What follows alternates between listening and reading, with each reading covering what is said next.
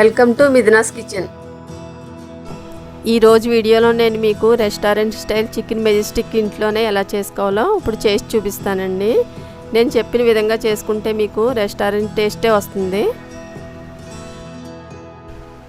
Chicken 200 గ్రాములు మెత్తని తీసుకున్నానండి. దుమ్ములు ఉండకూడదు. ఇలా సన్నగా పలచగా పొడవుగా కట్ చేసుకోవాలి. బాడీ పార్ట్ అయితే బాగా వస్తుంది మనకి. దీన్ని మజ్జిగలో నేను కొద్దిగా సాల్ట్ వేసి 1 గంట పాటు నానబెట్టి పెట్టానండి. గంట తర్వాత చికెన్ని మజ్జిగలో తీసండి వేరే బౌల్లో వేసి పెట్టాను. ఇప్పుడు ఇందులో మిరియాల పొడి 1/2 టీ స్పూను, రుచికి సరిపడా ఉప్పు, 1 టీ స్పూన్ అల్లం వెల్లుల్లి పేస్టు, 1.5 టేబుల్ స్పూన్ కార్న్ఫ్లోర్ వేసుకోవాలి. ఉప్పు మాత్రం చూసుకుని వేసుకోండి. మజ్జిగలో వేసి పెడతాం కదా, అది కొంచెం పీల్చుకుంటుంది. ఇందులో కూడా చూసి వేసుకోవాలి. 1 గుడ్డు గిలకొట్టి పెట్టాను.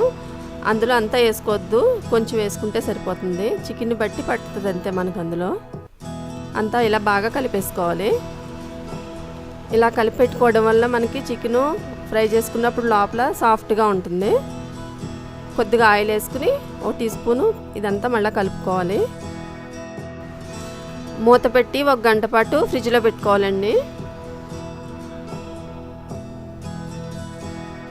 గంట అయిపోయిందండి. ఇప్పుడు మనం చికెన్ ఫ్రై చేసుకుందాం. స్టవ్ వెలిగించి ప్యాన్ పెట్టి ఆయిల్ వేసి వేడి చేశానండి. చికెన్ ఒక్కొక్కటిగా వేయించుకోవాలి. స్టవ్ మాత్రం హైలో పెట్టుకునే వేయించుకోండి.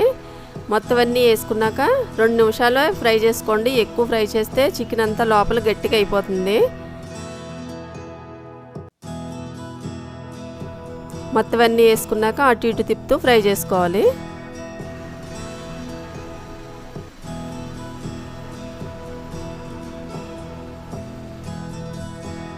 ఫ్రై అయిపోయిందండి. ఇప్పుడు ప్లేట్లోకి తీసేసుకుందాం.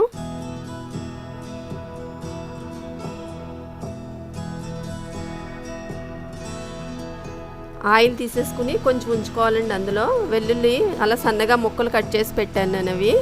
నేను ఎక్కువ వేసుకున్నాను. మీకు ఎన్ని కావాలంటే అన్నీ వేసుకోవచ్చు. అవి కొంచెం అంతా పచ్చివాసన పోయే వరకు ఫ్రై చేసుకోవాలి. పచ్చిమిర్చి చీరుకులు, కరివేపాకు,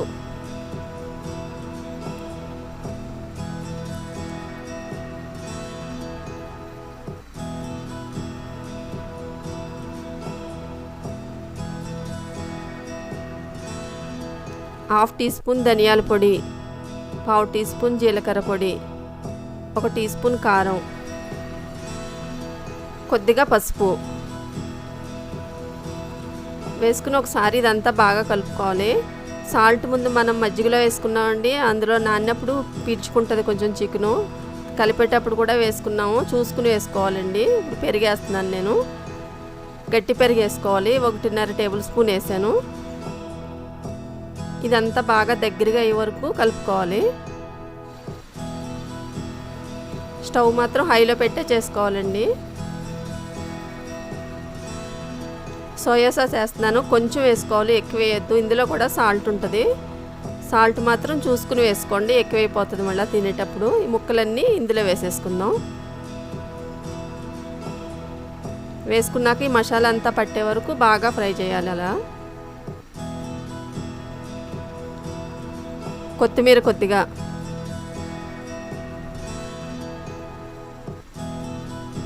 రెడీ అయిపోయిందండి.